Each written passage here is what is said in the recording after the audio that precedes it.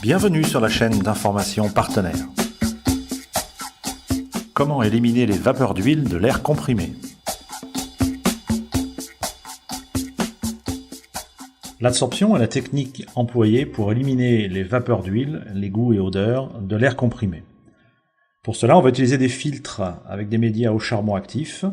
Ces filtres seront installés en aval d'une filtration submicronique puisqu'ils ne devront absorber que les vapeurs et ne pas traiter les gouttelettes ou brouillards d'huile présents dans l'air comprimé. La technique est relativement simple.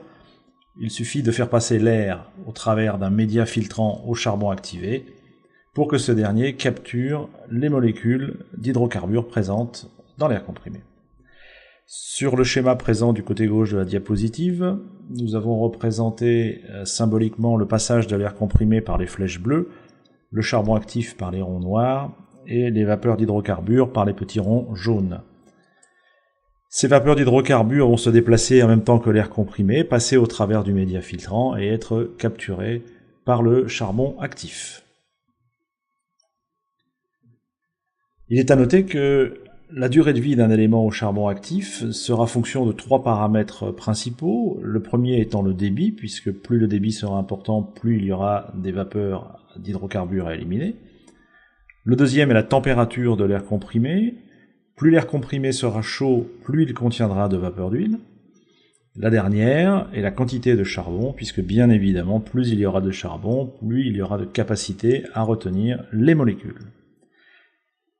La saturation d'un média filtrant au charbon actif n'est pas mesurable par augmentation de perte de charge.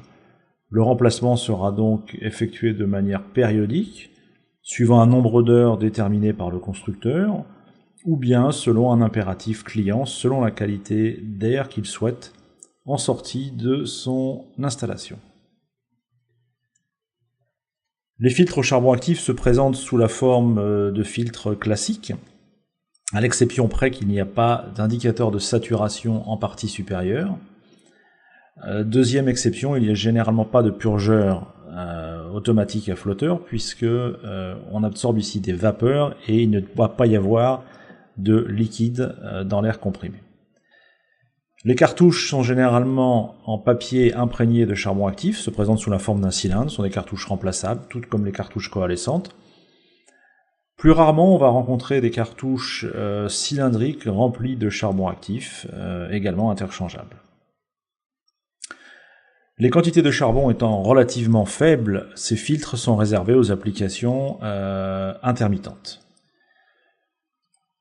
Les colonnes de charbon actif, elles, vont contenir beaucoup plus de charbon que les filtres précédents et seront donc prévues pour avoir des durées de vie beaucoup plus importantes.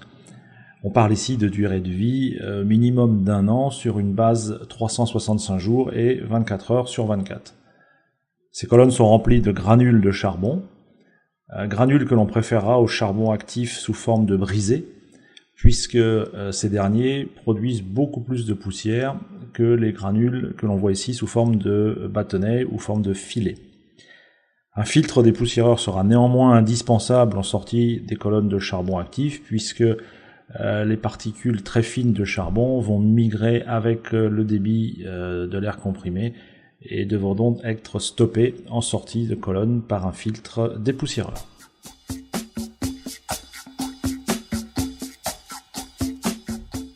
Ce sujet vous a intéressé? Si vous souhaitez plus de conseils sur le traitement de l'air comprimé, retrouvez toutes nos vidéos explicatives sur notre chaîne YouTube ou sur notre site internet www.partenaire.fr.